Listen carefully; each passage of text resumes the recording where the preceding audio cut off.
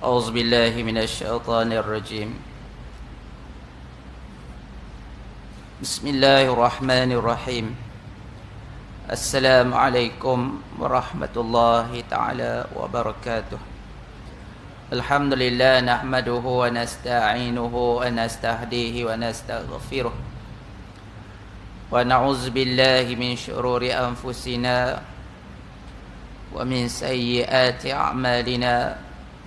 من يهد الله فلا مضل له ومن يضلل فلا هادي له.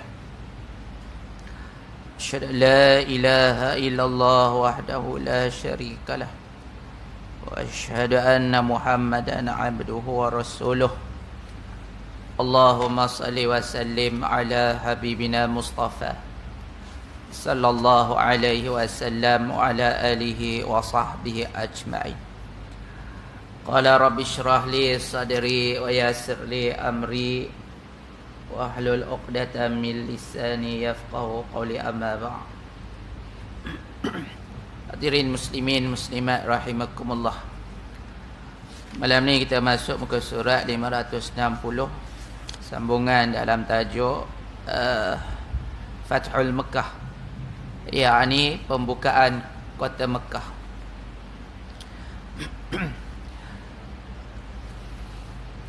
Menurut Ibnu Ishaq, riwayat daripada Al-Abbas mengenai berimannya Abu Sufyan, katanya, maka manakala menjelang paginya saya pergi bersama Abu Sufyan kepada Rasulullah sallallahu alaihi wasallam. Manakala dilihat akannya oleh Rasulullah, berkata baginda, rugilah engkau wahai Abu Sufyan, belumkah lagi tiba masanya kepadamu untuk engkau tahu bahawa tidak ada Tuhan selain daripada Allah? Pertanyaan Rasulullah itu dijawab oleh Abu Sufyan, alangkah penyantunnya engkau dan alangkah baiknya hatimu. Sesungguhnya engkau tidak hendak memutuskan silaturahim. Sekarang saya sudah yakin kalau ada lagi Tuhan lain selain daripada Allah, tentu saja saya telah mendapat pertolongan daripadanya. Rasulullah meneruskan katanya, ruginya engkau wahai Abu Sufyan, belumkah lagi tiba masanya untuk engkau tahu bahawa saya ini utusan Allah? Jawabnya, sekarang barulah saya tahu. Al-Abbas mencelah, Islamlah wahai Abu Sufyan, dan bahawa tidak ada Tuhan selain dari Allah, dan bersaksilah bahawa Muhammad itu utusan Allah. Sebelum kepalamu dipenggal, maka Abu Sufyan pun mengucaplah 2 kalimah syahadat dan Islamlah beliau. Jadi ini satu riwayat yang mengatakan Abu Sufyan ni dia dah Islam dah sebelum berlakunya pembukaan kota Mekah. Jadi masa Rasulullah masuk kota Mekah tu, Nabi berseru, siapa yang berlindung di rumah Abu Sufyan, maka dia selamat. Sebab di ketika itu disebut orang bahawa Abu Sufyan ni orang yang suka pujian, suka penghormatan. Oleh kerana itulah Nabi nak tackle hati dia. Nabi kata, siapa yang berlindung di rumah Abu Sufyan, duduk di rumah Abu Sufyan, dia akan selamat dan akan dibebaskanlah, maknanya tidak akan ditangkap dan dihukum. Gitu. Jadi bermakna ada riwayat ni mengatakan bahawa Abu Sufyan sudah Islam sebelum berlakunya pembukaan kota Mekah. Jadi masa dia pergi bertemu Rasulullah di Madinah, ketika itu belum lagi dia nak berunding dengan Rasulullah supaya jangan datang untuk mengepung kota Mekah. Tapi masa tu rundingan tu ditolak. Ya, rundingan itu ditolak. Jadi maknanya kita kena fahamlah. Ya, susu galuh masalah kita nak negotiation ke ataupun kita nak buat perbincangan ke, perundingan ke, tengok keadaan. Kalaulah 2 kali 3 kali dah buat asyik, dia merosakkan perundingan, maka orang yang macam ni kadang-kadang perlu diberi diberi satu pengajaran. Tidak semua benda kita runding kita terima. Ada benda kita kena tolak. Itu tandanya kita ada prinsip. Al-Abbas menceritakan lagi, maka saya pun berkata, wahai Rasulullah, sesungguhnya Abu Sufyan seorang yang gemar kepada megah. Buatlah sesuatu untuk kemegahannya. Kata Rasulullah, baiklah. Barang siapa yang memasuki rumah Abu Sufyan, selamatlah dia. Dan barang siapa yang berada dalam rumahnya, yang berkunci pintunya, selamatlah dia. Dan barang siapa yang masuk ke dalam masjid juga, selamatlah dia. Jadi bila Nabi dan rombongan tentera-tentera Islam ramai jugalah, lebih kurang dalam 10,000. Ni tentera Nabi. Jarang 10,000 ni tentera Nabi. Tapi masa pergi kota Mekah tu 10,000. Ketika itu ada seorang prajurit, dia kata inilah hari balas dendam. Maka Nabi menolak pandangan dia dan memarahi dia lah. Dia kata tidak, ini bukan hari membalas dendam. Ya, al-yaumu yaumul marhumah. Hari ini adalah hari berkasih sayang. Hari berkasih sayang. Nak gambarkan Islam ni, dia bukan datang nak menjarah, dia bukan datang nak menindas, dia bukan datang nak menjajah, tetapi dia nak membebaskan manusia daripada tagut, daripada jahiliah, daripada kufur, daripada penyembahan sesama makhluk kepada penyembahan kepada Tuhan. Jadi Nabi kata ni bukan hari untuk balas dendam. Ini adalah hari untuk kita berkasih sayang. Sebab tu kalau ada di kalangan musuh-musuh kita ke, ya, kebetulan dia meninggal ke, kita tak kutuk. Kita mendoakan kematiannya. Kalau dia sakit, kita ziarah. Kalau dia memerlukan bantuan, kita tolong. Gitu. Itu tandanya kita ni berjiwa besar. Ya, sebab itu bila Nabi masuk kota Mekah, Nabi bagi tawaran. Nak gambarkan supaya Islam ni dia adalah agama yang selamat. Al-Islam. Ya.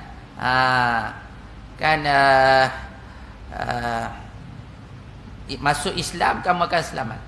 Aslamu taslim masuk Islam kamu selamat. Jadi Islam tu sendiri daripada perkataan aslama. Aslama ni selamat, salim, sejahtera. Jadi Nabi bagi tawaran, siapa yang masuk rumah Abu Sufyan, dia selamat. Kebetulan Abu Sufyan ni jenis yang suka naik ekor. Jenis suka dipuji. Jadi sebab tu ada kalangan-kalangan kita ni, kita kena pandai dan tahu dia punya ragam. Ya, ramai orang, ramailah dia punya tabiat dan dia punya perangai berbeza-beza. Jadi kita kena teka melalui kecenderungan dia. Anak kita ada 10. 10 dia tak sama. 10 tak sama. Tak. Jadi kita kena tackle dia dengan apa yang dia suka. Barulah dapat. Tak. Gitu. Jadi Nabi kata siapa yang masuk rumah Abu Sufyan, dia selamat. Siapa yang rumah dia terkunci, dia selamat. Maknanya golongan ni tak nak memberontak lah. Dan tidak mau masuk dalam kumpulan yang nak lawan. Sebab ada satu kumpulan yang memang menentang. Ya, tapi duduk jauh sikit daripada kota Mekah. Dan Nabi mengutuskan satu kumpulan untuk pergi, ya, yang dipimpin oleh Khalid Al-Walid, untuk menyelesaikan masalah mereka yang tak nak menyerah. Jadi siapa yang masuk dalam Masjidil Haram, dia selamat. Jadi tawaran itu adalah suatu gambaran keselamatan yang menunjukkan Islam tu datang untuk memberi keamanan. Maka manakala Rasulullah sallallahu alaihi wasallam berangkat menuju Makkah, berkatalah baginda kepada Al-Abbas, ini bapa saudara dia, mintalah Abu Sufyan berada di jalan sempit masuk ke Makkah itu, supaya dia lihat tentera-tentera Allah yang melintasi di hadapannya. Kata Abbas lagi, maka saya pun keluar dan meminta Abu Sufyan berada di jalan sempit yang diarahkan oleh Nabi sallallahu alaihi wasallam. Jadi tuan-tuan, ada masanya kita kena tunjuk kita ni hebat. Kita tiap-tiap tahun buat hari kemerdekaan. India kalau dia buat hari kemerdekaan, habis senjata dia keluarkan. Tornadonya, peluru pandunya, kereta kebalnya, segalanya. Pakistan antara tentera hebat di dunia. Dia antara 10 yang terhebat kalau tentera udara yang hebat. Ya, tentera dia boleh buat senjata sendiri. Ya. Jadi bila hari kemerdekaan keluar belaka senjata-senjata dia untuk memberi suatu signal kepada musuh. Jangan duk cabar-cabar seolah-olah begitulah. Ya. China dengan kapal terbang, dengan kapal pengangkut kapal terbangnya, ya, dengan kapal selamnya, dengan berbagai-bagainya. Rusia dia tunjuk berapa kehebatan dia.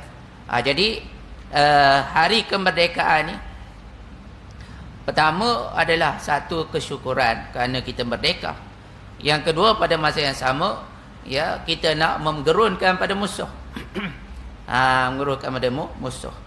Jadi Nabi suruh Abu Sufyan duduk tepi tengok kehebatan Islam, tentera Islam yang patuh, yang taat, yang walak, yang sanggup mati kerana agama. Biar cetus dalam hati dia rasa gerun dan rasa bangga. Ya, rasa gerun dan rasa bangga. Maka lalulah berbagai kabilah dengan bendera masing-masing. Kabilah-kabilah ni ada bendera-bendera dia. Setiap kali melintasi satu-satu kabilah, Abu Sufyan bertanya, "Wahai Abbas, siapakah itu?" Saya pun menjawab, "Salim." Maknanya kabilah Salim. Dan begitulah seterusnya. Hingga akhirnya lalulah pula Rasulullah dengan pasukannya yang terdiri pada orang-orang Muhajirin dan Ansar. Jadi kita dah tahu tuan-tuan tak? Yang masuk dalam kumpulan tu, Ansar ada lebih kurang 3,000 orang. Muhajirin tak ramai, ada lebih kurang dalam 700. Lepas tu Ghaffan, ya, kabilah Al-Ghaffar, ya, ada lebih kurang 800. Kumpulan daripada kabilah Aslam ataupun Salim tadi ada lebih kurang 400. Lepas tu campur lagi dengan yang kabilah-kabilah yang lain-lain bergabung, jadilah lebih kurang 100,000. Setiap kabilah ni dia ada bendera dia. Jadi lalu last sekali Rasulullah bersama dengan Muhajirin dan Ansar. Ya. Dan begitulah seterusnya hingga Rasulullah dan pasukannya terdiri pada Muhajirin dan Ansar. Betul tuan-tuan tak? Salah satu daripada kita faham sekarang masih lagi dalam bulan Hijrah. Satu Muharram, apa dia dah berapa Muharram dah hari ni? Ya, 6 Muharram ke lebih kurang. Jadi bila Nabi sampai ke Mekah Madinah, tak, salah satu yang Nabi buat, yang mana bersama dengan Rasulullah dipanggil golongan Muhajirin. Yang mana yang di Madinah dipanggil sebagai Ansar. Nabi tak naikkan nama kabilah, Nabi tak naikkan nama bangsa. Tak kata ni daripada Quraisy. Dari sana tu daripada Aus dan Khazraj. Ni puak-puak Aus, ni puak-puak Khazraj. Tak. Nabi tak angkat nilai-nilai kabilah, kebangsaan. Nabi tak angkat benda tu. Tapi Nabi angkat yang menjadi sifat kepada kabilah itu. Yang Muhajirin ni kerana sifat dia sanggup tinggalkan tanah air, berhijrah kerana Allah dan Rasul, maka lekatlah nama dia sebagai Muhajirin. Manakala yang duduk di Madinah, mereka lah yang bagi rumah, bagi tapak nak berniaga, ya, bagi makan minum, dan ada yang sanggup bagi isteri mereka setelah diceraikan lah. Tak sanggup. Golongan ni adalah namanya penolong, pembantu, yang membantu. Maka lekatlah Al-Ansar. Al-Ansar tu maknanya orang yang membantu. Ya, membantu. Maka yang di Madinah dipanggil sebagai pembantu Al-Ansar, yang datang daripada Mekah yang dinamakan sebagai Muhajirin. Jadi kenapa? Kerana supaya jangan dibangga-banggakan kebangsaan tu. Jangan diangkat-angkat nilai-nilai bangsa. Sebab bangsa ni benda yang bukan maksudnya diperjuangkan, tapi dia adalah suatu yang dipanggil sebagai anugerah Allah. Kamu ni memang lahir daripada keturunan ni, nama bangsa ni. Dan bangsa ni tak boleh berubah. Dia datang daripada kelahiran. Tetapi sifat-sifat tu yang perlu diangkat supaya dia dijadikan sebagai sikap. Dia dijadikan sebagai nilai, value pada kabilah itu. Kamu nak angkat bangsa kenapa? Contoh tak? Kamu angkat bangsa tu kenapa? Apa yang bangsa tu menonjol? Ada. Kita bukan nak angkat, kalau angkat yang ni Cina, yang tu India, yang ni Iban, yang tu apa ada pada bangsa? Pada nama bangsa tu. Nama je lah. Sekadar itu kelahiran yang telah ditentukan Tuhan. Tapi yang perlu kita angkat adalah nilai daripada kebaikan. Itu dia panggil fastabiqul khairat. Berlomba-lombalah kamu untuk menonjolkan kebaikan. Tak perlu kita nak angkat nama keluarga kita ke, nama keturunan kita ke. Itu tak penting. Sebab Allah tak lihat yang tu. Inna akramakum indallahi atqakum. Tak? Yang mulia di kalangan kamu yang paling takwa. Yang ni yang perlu kita jadikan sebagai nilai. Kita nak tunjuk pada orang bukan kerana aku ni keturunan kayangan, keturunan raja-raja, keturunan said-said. Tak perlu yang tu. Yang perlu kita tonjolkan ialah nilai. Supaya nilai itu boleh diikuti. Nilai orang yang berhijrah. Siapa hijrah? Apa makna hijrah?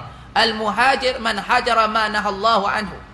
Orang berhijrah ialah orang yang meninggalkan apa yang dilarang oleh Allah, yang diharamkan oleh Allah. Ada. Begitu juga ansar. Ansar itu apa? Yang memberi bantuan, yang memberi pertolongan kerana Allah, yang menginfakkan hartanya dan sebagainya. Jadi kita kena tonjolkan kebaikan, bukan tonjolkan nama kabilah ataupun bangsa. Jadi itulah yang perlu kita amalkan. Mereka memerhatikannya dengan perhatian yang tajam. Abu Sufyan ni duk perhatian ni dengan puak-puak Mekah ketika itu. Maka kata Abu Sufyan, Maha suci Allah, wahai Abbas, siapa mereka itu? Bila lalu Rasulullah, mungkin Rasulullah pakai topi perang lah, baju perang, sahabat-sahabat, jadi dia tak kenal. Nampak prajurit, nampak askar, nampak panglima perang, tak nampak jelas lah, tertutup. Tak? Maka dia kata, Maha suci Allah, wahai Abbas, siapa mereka tu? Manhum?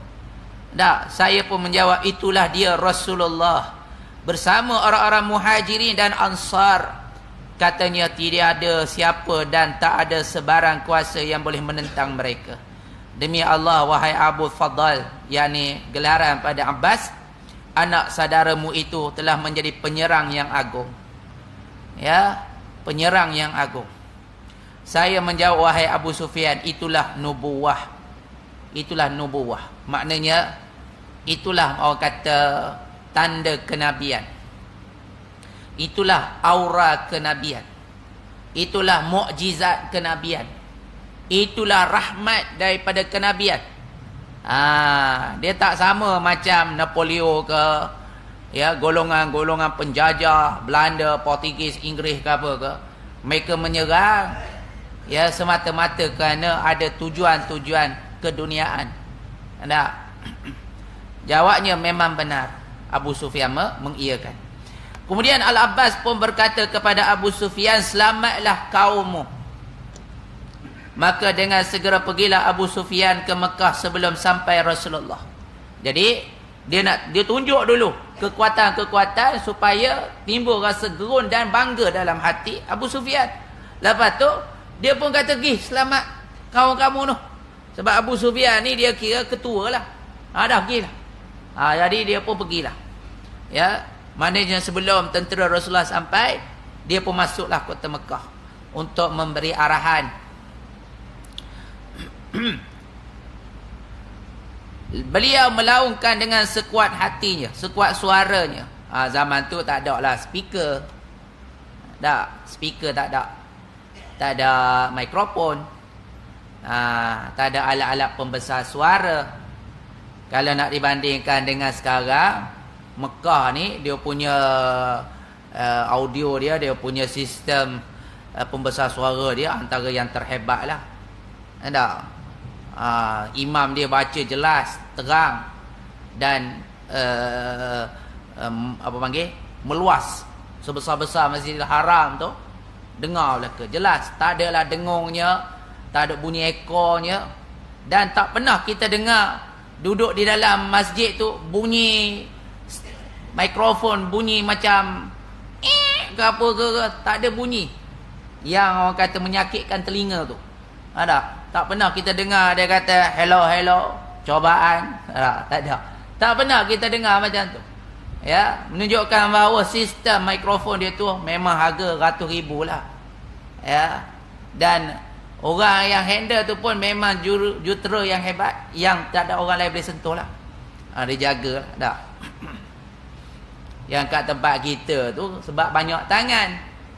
Seorang masuk, angkat. Seorang masuk, turun. Angkat, turun sampai tercabut dia punya kepala. Tak. Yang tu yang bunyi macam-macam tu. Kadang-kadang terpaksa tu imam ni angkat suara, kadang-kadang jadi serak, dia makan suara, dia tarik suara.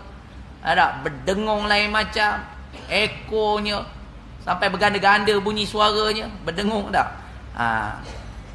Jadi dia naik tempat tinggi sikit, dia pun laun. Dia laun.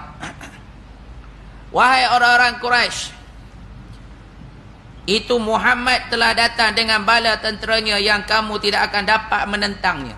Sebab dia dah tengok dah. Itu tujuan dia. Nak suruh masukkan dalam hati dia sifat gerun, sifat takut. Ya, sehingga kan mereka tak dapat nak mengangkat kepala, apatah lagi nak angkat senjata. Gitu ya. Barang siapa yang masuk ke rumah Abu Sufyan, maka dia akan selamat. Dia bagi info, siapa-siapa di kalangan kamu nak selamat, masuk rumahku. Tak. Maka datanglah kepada Abu Sufyan isterinya Hindun bin Utbah. Didesakkan Abu Sufyan supaya berperang. Hindun ni dia jahat sikit. Ya, dialah yang bunuh bapa saudara Nabi Hamzah, yang dia upah dia punya hamba dia, ya, supaya membunuh Hamzah. Dan bila dia dibunuh, dia apa panggil, dia belah dada Hamzah ni. Dia ambil barang dalam tu sampai dia gigit, kerana geram sangat marah Indo ni. Masa ni dia menjadi antara wanita yang dijadikan sasaran, ataupun wanita yang wanted, yang Nabi kata tangkap orang lelaki sekian dan beberapa wanita, termasuklah Hindun. Hindun ni dikehendaki kerana dia pernah bunuh bapa saudara Nabi. Ada. Tapi kemudiannya tak jadilah sebab Hindun masuk Islam. Itu kata hidayah Allah. Jadi masa dia duduk laun tu, mari isteri dia. Dia kata, abang, apa cakap macam tu? Kita perang lah. Lebih kurang macam tu. Orang perempuan. Dia tak nak mengalah. Tak nak mengalah. Padahal kalau perang, dia bukannya duduk kat depan pun. Tapi orang kata ego. Dia kata, kita jangan duduk mengalah, kita kena perang. Jawab Abu Sufyan, jangan terberdaya dengan nafsumu. Sebab Abu Sufyan dah tengok dah. Betul Allah tak Nabi suruh awal-awal lagi, suruh Abu Sufyan duduk kat depan tu tengok. Dah. Jadi bila isteri dia ni menongkak, dia jawab tu, jangan duk ikut kerah kepala kamu lah. Kamu tak tahu tentera Muhammad ni macam mana. Tu dia. Betul, bila masuk perang ni, kita jangan sekali-kali tunjuk lemah. Kalau ada di kalangan tentera kita yang rambut uban, ya, kalau dia dalkan rambut warna hitam, kalau biasa-biasa tak boleh, haram. Tapi dalam perang dibenarkan. Inai rambut warna hitam, dal warna hitam. Kalau hari biasa, kalau biasa-biasa macam sekarang ni tuan-tuan, tak boleh, haram. Rambut kita dah beruban, janggut kita dah beruban, tak boleh kita warnakan warna hitam. Selain warna hitam boleh, merah boleh, perang boleh. Jangan warna hitam je, sebab terkeliru. Nanti orang kata kita ni menipu. Menipu. Muda lagi ni. Kalau contoh dia masuk menginang orang ke, dia pun tengok hitam lagi rambut, muda lagi ni. Mungkin muka dia nampak tua, tapi orang muda lagi ni sebab rambut hitam. Sebab tu tak boleh kita warnakan uban kita tu. Biarlah dia macam tu. Tak payah malulah beruban kepala. Kenapa awal sangat uban rambut kamu? Aku ni keturunan Ustaz Azlan Shah, Sultan Azlan Shah. Tak payah duk malulah. Ini malu dah. Jadi kalau nak dal boleh warna lain selain warna hitam. Tapi dalam perang dibenarkan. Kenapa? Supaya nak tunjuk pada musuh yang duduk dalam tu muda-muda belaka. Hati-hati. Kamu kena rasa gerun dan takut. Gitu. Tak. Biar badan tu tegak-tegak je. Sebab tu nak masuk askar sekarang, dia akan buat temu duga. Kemudian dia akan buat latihan. Salah satu dia akan cek ialah tapak kaki. Tapak kaki. Kadang-kadang tak ada apa dia tengok tapak kaki dia reject lah. Tak, tapak kaki. Kalau tapak kaki kita ni yang atas tu, yang kalau kita pijak tu, dia tak nampak bekas kat tempat jadah lah. Jadi kalau gitu yang kat sini lah. Jadi kalau tu dia melekat pada lantai ataupun lekat pada tanah, dia tolak terus. Sebab kalau jenis kaki macam tu, kaki dia memang semua melekat pada tanah tu, dia kalau kita, dia hanya yang bentuk kaki tu, ya. Jadi kalau yang macam tu dia tegak. Kalau duduk tengah panas pun susah nak pengsan. Tapi kalau kaki yang jenis semua kaki dia tu orang kata melekat pada lantai, macam tu jenis orang mudah pengsan. Orang mudah pitam. Jadi macam tu tak layak jadi askar. Cari kerja lain lah. Tukang masak ke, niaga ke. Ini bukan main lagi nak masuk askar dah. Tu imam baca panjang sikit dia marah. Jadi nak masuk askar ni dia kena kuat, berdiri, ya, tak mudah nak pengsan. Gitu. Jadi maknanya dia nak orang yang tegak-tegak. Sebab salah satu daripada nak menggerunkan musuh. Nak menggerunkan musuh. Jadi dia kata jangan terberdaya dengan nafsumu. Abu Sufyan marah pada isteri dia. Yang datang itu bukan tandinganmu. Bukan tandinganmu. Barang siapa yang masuk ke rumah Abu Sufyan, maka dia selamat. Maka kata orang-orang Quraisy, rumahmu tidak muat untuk kami semua. Katanya barang siapa yang masuk ke masjid, selamatlah dia. Lalu bertempiaranlah mereka berlari pulang ke rumah masing-masing. Dan ada yang ke dalam masjid. 3 tempat lah. Rumah Abu Sufyan, rumah masing-masing yang dikunci pintu, ya, kemudian di masjid. Maka pakat larilah, ya, pakat lari. Diberitahu kepada Rasulullah sallallahu alaihi wasallam bahawa Sa'ad bin Ubadah telah berkata kepada Abu Sufyan tak kala dilihatnya di jalan, hari ini adalah hari pertempuran. Yang kata tadilah. Rupanya dia namanya Sa'ad bin Ubadah. Dia kata hari ini hari kita membalas dendam. Hari ini hari muqatil. Hari yang kita nak bunuh orang. Tak. Hari ini adalah hari dibebas. Kemudian hari ini adalah hari dibebaskan melakukan pembunuhan di Kaabah. Perkataan saat itu tidak disukai oleh Rasulullah. Lalu baginda berkata hari ini adalah hari berkasih sayang. Yaumul marhumah. Izhabu wa antum tulaqa. Pergilah kamu kerana hari ini kamu dibebaskan. Tak beza dengan orang-orang Kristian. Apabila dia masuk dan dia menawan kota Al-Quds, dia bunuh seluruh umat Islam. Dia bunuh umat Islam. Berbeza dengan Salahuddin Al-Ayyubi. Bila dia tawan Al-Quds kembali, ya, dia lepaskan pokok Kristian dan dia tak bunuh pun. Itu maknanya gambaran bagaimana orang kafir bila dia kuasai, dia akan menzalimi. Tetapi orang Islam di atas nilai-nilai kasih sayang, ya, dia tidak buat begitu. Dia tak buat begitu. Dia bagi peluang. Melainkan individu-individu yang terlalu jahat. Yang tu yang ditangkap dan dibunuh. Yang lain tu dilepaskan. Jadi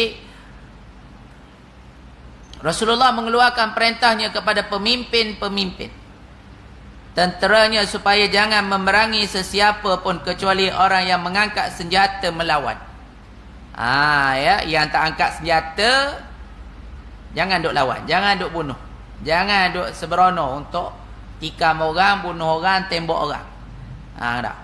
6 orang lelaki dan 4 orang perempuan diperintahkan dibunuh di mana saja bertemu. Nabi keluarkan arahan. Rupanya ada senarai wanted. Nama-nama yang diperintahkan kalau jumpa bunuh. Ya. Mereka ialah Ikrimah bin Abu Jahal, anak Abu Jahal. Habbar bin Aswad, Abdullah bin Sa'ad. Jadi Abdullah bin Sa'ad ni Ibnu Abu Sarrah, dia asalnya penulis wahyu. Ya, asalnya dia penulis wahyu Rasulullah. Tapi dia murtad, dia balik ke Mekah. Dan kemudian dia beriman balik. Jadi dilepaskanlah. Kemudian Muqais bin Ibnu Habbah Al-Laisi, Wairis Ibnu Nuqai, Abdullah Ibn Hilal, Hindun bin Utbah, binti Utbah. Ini isteri pada Sufyan tadi, Abu Sufyan. Sarah hamba Amru bin Hisham. Farasna dan Qarinah, 2 orang hamba perempuan yang selalu menyindir dan mempersendakan Rasulullah dengan nyanyiannya. Ini penyanyi. 2 ni dia menyanyi lagu. Isi kandungan lagu tu adalah menghina Rasulullah, mencaci Rasulullah. Maka Rasul keluar, ni 2 ni ya kena bunuh. Kena bunuh.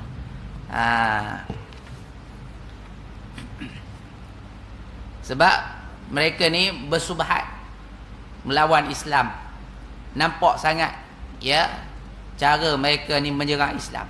Jadi yang mana yang jadi golongan influencer ni, kalau zaman kita tak, golongan yang orang kata komander ni, yang ni diberkas ataupun dikeluarkan arahan, kecuali mereka ni masuk Islam. Termasuklah Hindun masuk Islam balik. Lepas tu Abdullah bin Sa'ad dan seorang lagi tak silapnya Huwairis Ibnu Nuqai. Ya, Huwairis Ibnu Nuqai ni pun dia pernah masuk Islam dan ditugaskan oleh Rasulullah untuk memungut cukai dan memungut zakat. Kemudian dia murtad, dia balik ke Mekah. Ya, yang ni tak tahu, dia tak masuk dah. Ya, dia tak kembali pada Islam. Masuklah Rasulullah sallallahu alaihi wasallam.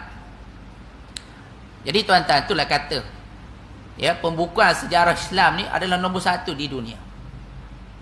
Yang mana barat belum buat lagi kitab-kitab sejarah, tapi Islam dah ada dah.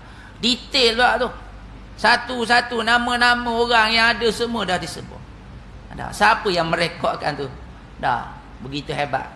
Diterangkan satu-satu kedudukannya, jaraknya, orangnya dengan detail.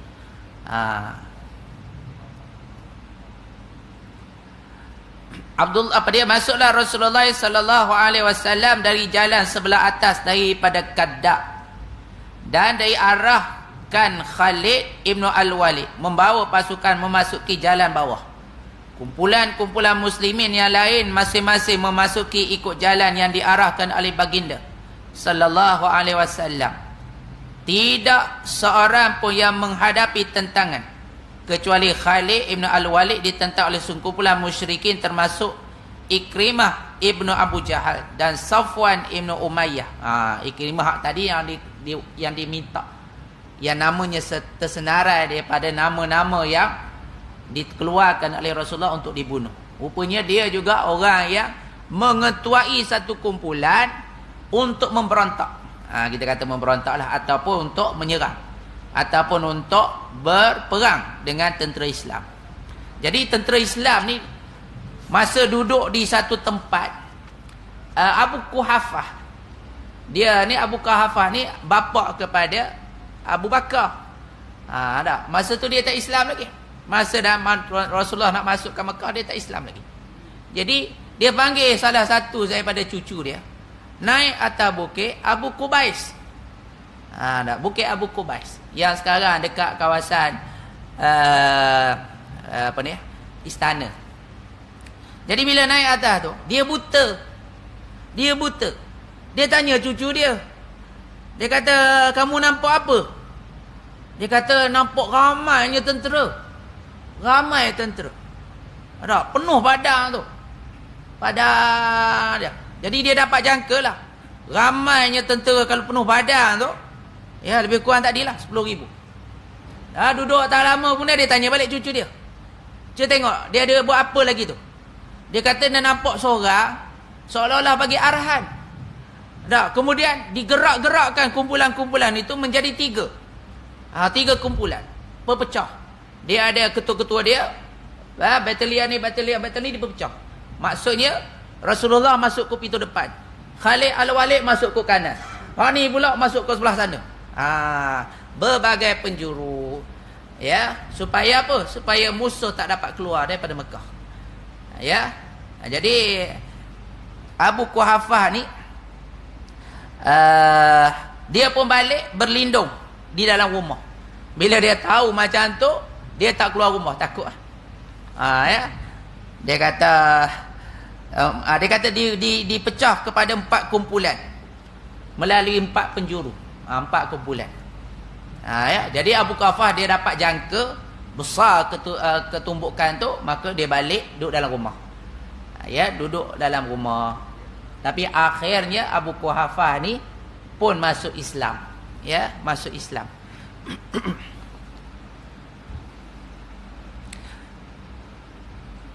Jadi kalau masa Nabi pergi ni tahun ke-10 Hijrah. Tak lama lah tu, lepas Nabi balik tu. Ya, dalam setahun lebih kurang ataupun setahun lebih Nabi wafat. Maknanya masa tu umur 63 tahun. Dan Abu Bakar pada masa tu umur dia lebih kurang 59-58 umur Abu Bakar. Maknanya ayah dia ni ya mungkin lebih kurang dalam umur antara 70 ke 80. Tapi dia buta lah. Ya, dah tua lah. Tua-tua pun boleh naik lagi bukit. Maknanya orang zaman dulu kuat. Orang zaman dulu kuat. Dah. Zaman kita kalau umur dah macam tu memanglah dah uzur lah. Dah. Sebab apa? Sebab kita ni kurang pergerakan. Mereka dulu-dulu semua naik unta, naik kuda, jalan kaki, berpeluh, buat kerja kasar-kasar. Dah. Zaman kita ni duduk dalam aircon. Kat surau pun ada aircon. Dalam kereta aircon. Tidur pun aircon. Tu yang paru-paru lemah semacam tu. Badan kita ni bukan kuat sangat pun. Ni ceramah lama-lama pun marah. Dah. Sebab duduk lama sakit badakang. Jadi kita tak kuat. Sebab kita ni tak lasak. Tak lasak. Sepatutnya kita ni kena jadi lasak. Jangan manja sangat. Dah. Sebab tu kalau anak kita balik berdarah muka, jangan duduk sebelah anak. Kenapa ni? Ya, bertumbuk. Bagus. Tu anak jantan. Macam tu. Ini tak, biar anak kita balik balas siapa ni?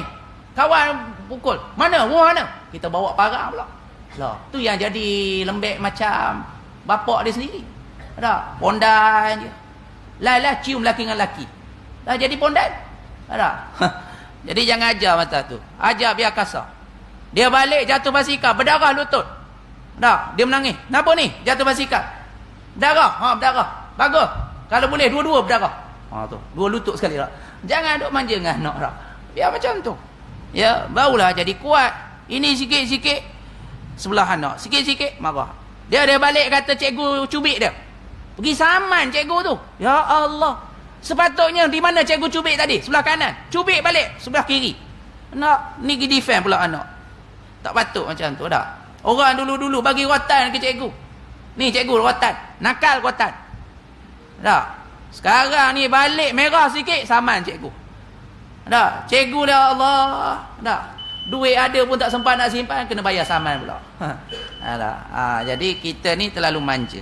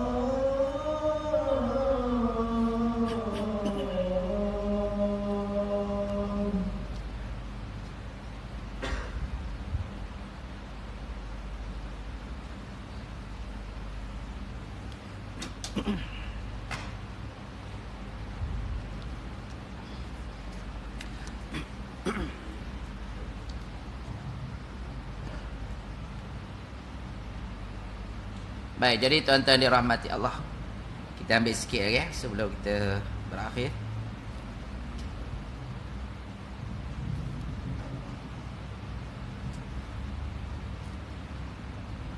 Lalu mereka pun diperangi oleh Quraisy dan 4 orang daripada kabilah Huzail.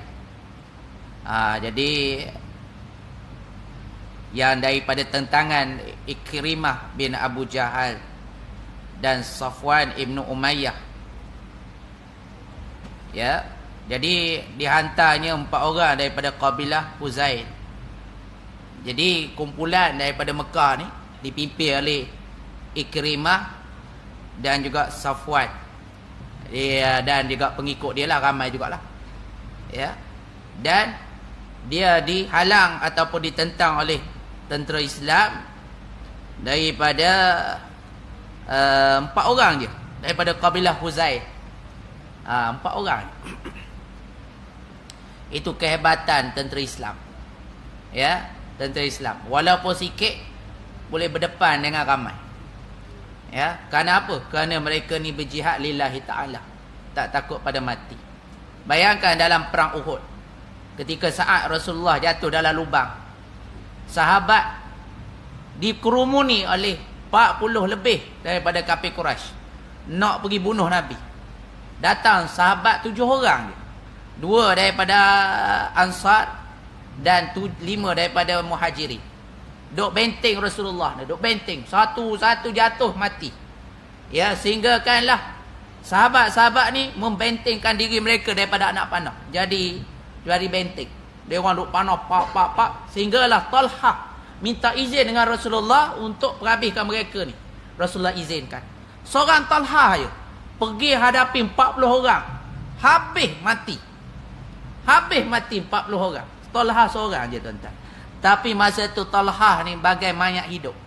Di mana satu tubuh dia ni habis kena pedang, kena todak, kena panah, kena apa, sehingga kan Rasulullah kata, kalau kamu nak melihat orang yang mati syahid tapi berjalan di atas muka bumi, itulah Talha, salah seorang daripada 10 sahabat yang dijamin syurga. Berani dia hadapi seorang lawan 40. Lawan seorang 40. Tu dia. Ya. Jadi sebab tu dalam siri-siri peperangan Islam tak pernah tentera Islam ramai daripada musuh. Kebanyakannya sikit. Ya, lebih-lebih lagi dalam perang Mu'tah ada. Bayangkanlah 3,000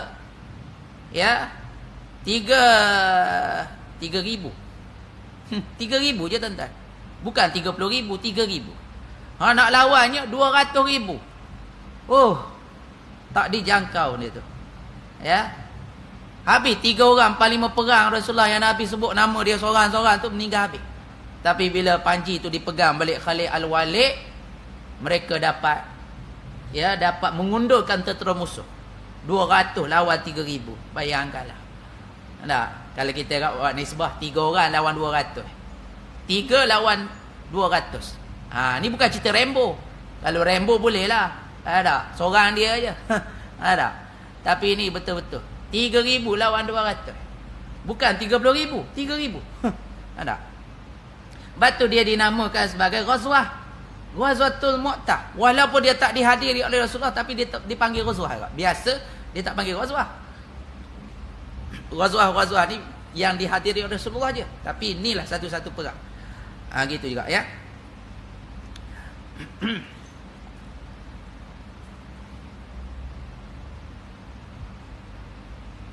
Dari jauh kelihatan kepada Rasulullah kilatan pedang mereka yang bertempur. Diberitahu kepada Rasulullah bahawa Khalid diserang dan ia pun menyerang balas. Maka kata Rasulullah, kalau sudah qada Allah memang baik. Ya, kalau sudah qada Allah memang baik. Maknanya kalau sudah ketentuan Allah, ya, maknanya di sebalik ketentuan Allah pasti ada kebaikan. Ada. Dan mereka tak nak surrender, lawan je lah. Bukan kita nak lawan, dia yang menyerang. Dalam surah Al-Anfal tak silap dah, ayat 45. Ya ayyuhalladzina amanu idza laqitum fi'atan fasbutu wadhkurullaha katsiran la'allakum tuflihun. Wahai orang yang beriman, apabila kamu bertemu dengan pihak musuh, fasbutu, tetap sabar dan jangan lari dan jangan berganjak. Kita berhadapan dengan musuh, jangan lari, jangan berganjak. Jangan lari, sabar situ. Sebab bukan kita yang nak cari musuh, tapi dia yang datang. Jadi bila dia datang, Nabi kata, jangan kamu bercita-cita nak berjumpa. La tatamanna liqa'al adui. Jangan kamu bercita-cita nak jumpa musuh. Dan jangan cabar. Kalau dah ada depan mata, jangan lari. Tu anak jantan. Ini bukan main cabar. Bila datang depan mata, lari. Ini jenis hak tak ada telur kadang. Cakap sedap, bila datang musuh dia lari. Tu tak nak macam tu. Kita ni tak nak cari musuh. Tapi kalau musuh dah ada depan mata, jangan lari. Itulah anak jantan. Ya. Sebab bukan kita yang cari pasal. Ya. Gitu. Itu ajaran yang disebut dalam Al-Quran. Ibnu Ishaq meriwayatkan daripada Abdullah Ibnu Abu Bakar. Abdullah Ibnu Abu Bakar ni, Abdullah bin Abu Bakar ni maknanya anak Abu Bakar lah. Juga oleh Al-Hakim daripada Anas bahawa manakala sampai Rasulullah di Zatawa. Ya, Zatawa ni di sinilah tempat berhimpun ataupun dikumpulnya tentera tadi. Kelihatan baginda di atas kenderaannya memakai serban hitam. Ini juga salah satu daripada sunnah. Serban hitam ni sunnah Rasulullah.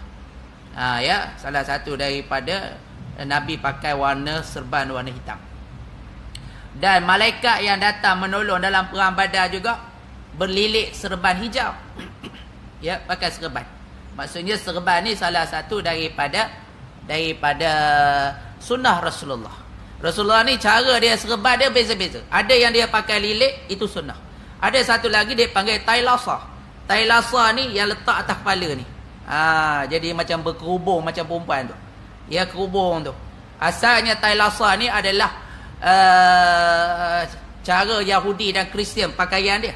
Tapi oleh kerana benda tu dah jadi umum, ya, dan juga menjadi sunnah Rasulullah. Bila nak naik atas khutbah, biasanya dipakai tailasa. Dulu-dulu kat kampung-kampung, bila Tok Bilal ni dia seru innallaha wa malaikatahu, Tok Imam pun naik, dia akan serah kain. Jadi kain tu dia nak suruh pakai, Tok Imam pakai untuk jadi tailasa. Tapi jenis ada Tok Imam Tok Khatib tak berapa nak faham, dia ambil kain serban tu, dia sangkut kat kayu dekat tempat khutbah. Orang suruh pakai atas kepala. Jadi ada yang tailasa. Ada yang secara ridak, yang letak di bahu kanan. Ya, bahu kanan untuk menutup dada, hati. Kadang-kadang diletak di bahu kiri untuk menutup jantung dan sebagainya. Dia semua itu sunnah-sunnah berpakaian lah. Jadi kita tak berapa nak pakai sangat serban. Takut orang tolak jadi tu imam. Taing ada majlis tahlil, takut orang campak biji tasbih. Elok benar lah. Tok lebay dah ni. Orang pun campak kawan tu yang tak berapa, barunya cuba-cuba nak pakai serban je. Baru nak belajar-belajar ikut sunnah. Tu yang naik jadi tu imam kaku. Hilang segala bacaan. Tu orang balik Mekah pun tak berapa nak pakai serban.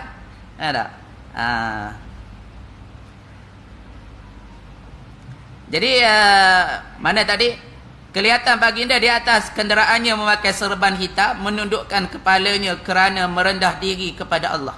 Kerana kemenangan yang telah dikurniakan oleh Allah padanya. Baginda tunduk hingga hampir-hampir janggutnya mencencah belakang unta kenderaannya. Dia tunduk tu. Ya. Fasabbih bihamdi rabbika wastaghfir. Bertasbihlah kamu dan memuji Allah dan memohon ampun kepadanya. Dia tunduk je. Jadi supaya tidak menunjukkan kemegahan dan juga keangkuhan dan kesombongan. Walaupun Nabi menang, Nabi tunduk. Tunduk menghampiri kepada unta dia. Jadi Nabi ni kalau dia naik kenderaan, dia tengok pada jarak dia. Kalau sekadar jarak dekat Bani Quraizah hanya 15 km, Nabi akan pakai unta yang biasa-biasa. Tapi kalau jarak dia ratus kilometer, Nabi akan cari unta-untanya yang kuat berlari dan pantas. Dan Nabi ni memiliki antara 30 ke 50 ekor unta, ya, ataupun kenderaan dia yang sentiasa Rasulullah silih gantilah, bertukar-tukar tengok tempat dia. Jadi kenderaan-kenderaan yang Rasulullah gunakan. Jadi ada kenderaan, semua nama-nama, semua kenderaan Rasulullah ni ada nama-nama. Ya, nama-nama. Itu antara sunnah Nabi lah. Ya, letak nama pada milik dia. Sehingga kan ceton yang Nabi minum pun ada nama. Ada gelas yang Nabi minum pun ada nama. Jadi tuan-tuan balik karang ni letaklah nama. Ya, nama. Ya, letaklah nama apa. Ya. Jadi sebagai satu sunnah. Ya, sebagai satu sunnah. Ni kita letak nama kucing je, Oyin. Yang lain tak ada nama. Gitu. Baik, yang terakhir kita ambil sikit ni. Dah berhentilah. Masuklah Rasulullah SAW ke Mekah menghala ke Baitullah. Baitullah di waktu itu dikelilingi oleh 360 berhala. Lalu Rasulullah pun memukulnya hingga pecah satu demi satu dengan sebatang kayu di tangannya. Sambil berkata, maksudnya tibalah sudah hak dan terhapuslah batil. Tibanya hak dan tidak akan datang semula kebatilan. Ini diambil daripada surah apa ni? Surah Al-Isra. Surah Al-Anbiya, ya, ayat 81. Ya, idza ja'al haqqu wa zahaqal batil innal batila kana zahuqa. Apabila datang kebenaran, akan lenyaplah kebatilan. Ya, dan kebatilan itu pasti akan lenyap. Pasti akan lenyap bila datang kebatilan. Jadi sebab tu kita kena memperjuangkan kebenaran. InsyaAllah sampai masanya kebenaran itu akan menonjol. Ya, dia akan menonjol. Dia macam banjir besar lah. Kebenaran tu seperti banjir. Bila banjir tu naik, pada masa yang sama sampah pun naik. Tapi oleh kerana arus banjir tu laju deras, dia akan bawa sampah tu pergi ke hulu, ke hilir, maka yang tinggallah air yang jernih. Jadi begitulah. Bila naik kebenaran, kebatilan akan lawan. Tapi lama kelamaan kebatilan itu akan dihanyutkan dan yang akan tinggal adalah kebenaran. Di dalam Kaabah itu terdiri juga sendiri juga ada Tuhan berhala. Dalam Kaabah tu sendiri pun ada. Yang kat luar ni 360. Dalam tu lagi enggalah Rasulullah memasukinya disebab adanya berhala. Disuruhnya keluar berhala itu, maka dikeluarkanlah gambar Ibrahim dan Ismail. Maknanya mereka lukis gambar Nabi Ibrahim dan Nabi Ismail dan mereka menyembah. Ya, mereka menyembah. Di tangan keduanya ada azlam, yakni anak-anak panah untuk bertenung. Maka mereka buat tempat pemujaan dan tempat tenung nasib. Ya, mereka ni kalau nak buat bisnes ke, nak pergi perjalanan jauh ke, mereka akan ambil busur anak panah dan diletakkan dalam tu lebih kurang dalam 10 tak silap ya. Mereka akan buat cabutan. Ya, cabutan. Ya. Jadi cabutan itu kalau contoh diangkat kepala busur tu, kepala batang panah tu, kalau dia tidak ada mata, maknanya jangan pergi. Kalau dia angkat tu ada mata, pergi. Dia akan angkat tiga. Ya. Kalau dua ada mata, maka dia boleh pergi. Tapi kalau dua tak ada mata, satu je ada mata, itu menunjukkan jangan pergi. Itu cara pemahaman dan kepercayaan. Itu diharamkanlah, dipanggil azlam. Maka kata Rasulullah sallallahu alaihi wasallam, dibinasakan oleh Allah akan mereka yang mengundi nasib dengan anak panah dari keduanya ini. Kemudian Rasulullah pun masuk ke dalam Kaabah lalu bertakbirlah baginda di dalamnya dan terus keluar tanpa bersembahyang. Masuk dalam tu Nabi bertakbir. Rupanya takbir ni sunnah Rasulullah. Allahu akbar takbir. Tapi sekarang ada arahan jangan takbir dalam masjid. Sudah ada. Takbir pun tak boleh. Ya. Jadi sedangkan takbir itu menyebut nama Allah Subhanahu wa taala. Jadi di situlah berhala-berhala. Dan ada lagi berhala atas Kaabah tu satu lagi. Mereka tak perasan masa tu atas Kaabah.